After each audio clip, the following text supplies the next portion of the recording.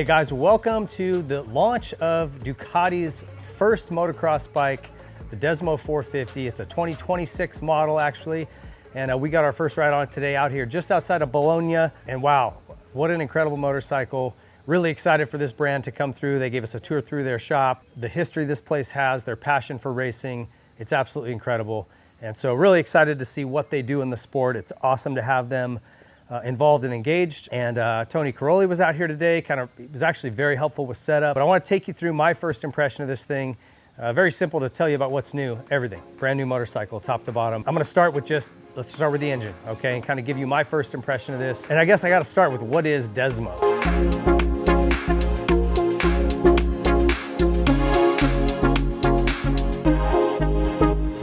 The Desmodronic valve system is, and I'm gonna simplify this because that's how my little brain works, but essentially the lobe that's on a cam as it rolls around typically pushes open a finger that lifts the valve up, and it's pushed back closed by a spring. That's sort of the standard system everybody uses. This is old technology. It goes back to the 60s. It's nothing new. It's not patented. I don't understand why more people aren't using it. These guys, Ducati uses it very successfully in MotoGP and all of their high-level race machines. So very odd to me that they're the only ones using it. And essentially what it is that lobe comes around, hits that finger that opens the valve, and then as it comes back around, it hits another finger that closes the valve mechanically. So this does two things. One, I felt like, well, if it's hitting two fingers instead of one, doesn't that provide more drag? Isn't that a little more drag on the engine? They said no. Actually, the pressure that you've got to overcome to lift that spring, compress that spring, is significantly more than just clipping these two fingers and opening and shutting the valve manually. So they said you'll actually get better torque, and then what you're able to do is run higher RPMs because you're not getting valve blow-by, you're not floating the valves, which is basically the motor spinning at such a high RPM that the spring can't push it shut all the way. And so you get better valve seal, and you can run much higher RPMs.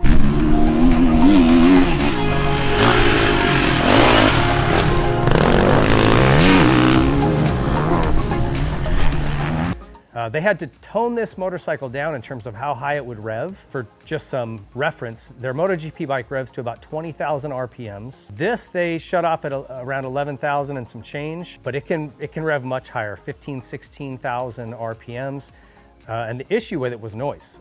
They have to pass the sound standards, and so to do that, they brought the maximum RPM down. But that's the capability of this system. It's really impressive. They kind of walked us through all of that, and again, I'm giving you a very dumbed down version, but you just need to understand how that works before we move on to why it feels the way it does.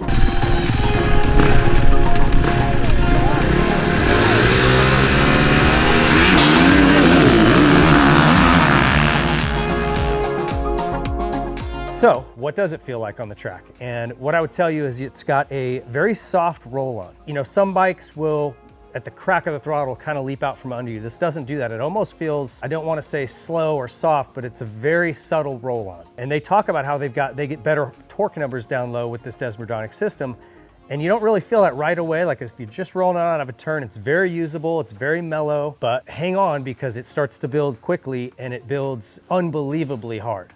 So that middle, once it starts, you come out of the turn and start building into the middle and top, this thing just peels your skin off. It is so fast and revs so high. You can carry gears longer than you've ever been able to on another bike before, and so it took me a while just to learn how to ride it. When you try to short shift it like you do some of the other brands, it doesn't really like that. This thing likes to be revved. You can short shift it, but it's really comfortable in a little bit higher RPM range.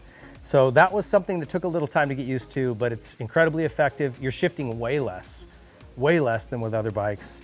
So it was just different for me, but it's a very effective motor. You can just, like I said, it rolls on smooth, so it's never jumping out of your hands, but the power, when you need it, it comes on and it's there, a lot of it. Unreal middle and top end. So it's usable, it's powerful, it's just very different, and it does take a little bit of getting used to.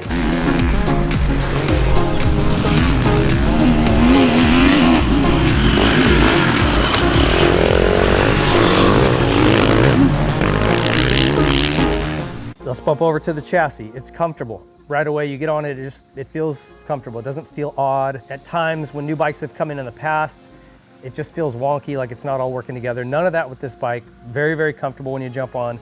turns well, always feels like everything's in the right place. It's got great brakes. The clutch works great, all of the componentry, no issues there at all. But I will say setup is huge, and this was reiterated to me over and over today from Tony and from some of the different staffers, the Showa guys who are here. A click or two, compression, rebound, small changes have a big effect on the way this bike works, and I found that to be true. We are gonna have a race spec video coming up very soon where I'll give you some good starting point settings when you get one of these. But I mean, a couple of millimeters of fork height, a couple of clicks, you know, small turns on the high-speed compression had a massive effect on how this thing worked. And just like any bike, when you get that balance right, it works awesome. If you're off, not so awesome. So it's important. Suspension, I'm gonna be real honest with you, this track was very smooth today. A couple little choppy bumps here and there, some bigger jumps. It handled those fine, but as far as giving you a really good breakdown on how the suspension works, we just can't yet. It was kind of a hard packed dirt that there wasn't enough of us out there to bump it up. It seems to work well, like on the big jumps and the little chatter that we had, but we're gonna have to get back to you with more of that. It is the Showa suspension that comes on a lot of the top manufacturers, so it should be great. A couple of little things that I noticed. The grips are no waffle, so if you like that, you're stoked. If you don't, you're not gonna like these so much. This thing stops on a dime, no issues with the clutch, really high-end componentry. They've got some really interesting kind of caps on the frame that are kind of textured one direction, so they'll hold you in place but allow you to slide forward. That's interesting. I did notice the seat was a little slick. They have an aftermarket seat that they sell that's got ribs that'll kind of hold you in place a little bit better. I recommend looking at that. But all around, just an awesome first day on this thing. I think that they've knocked it out of the park. They've got some great folks working on it, obviously, so no huge surprise there, especially given Ducati's passion for racing and their history and legacy of winning at the very highest level. So just like any new brand, it's gonna take them a little bit of time to perfect these bikes at a professional level, but this is gonna roll off the showroom floor competitive with anything else you can buy. Very excited for these to show up. They should be in the States late July is what they're saying to us. So, you know, give that a little bit of leeway, maybe say early August, and you guys are gonna definitely wanna check them out. So not every single Ducati dealer is gonna have these, so check around your local area, find out if they are gonna be carrying them, and definitely go have a look at these bikes. Big thank you to Ducati for having us out. Again, stay tuned for a race spec video. We got that coming up, and we'll see you guys there.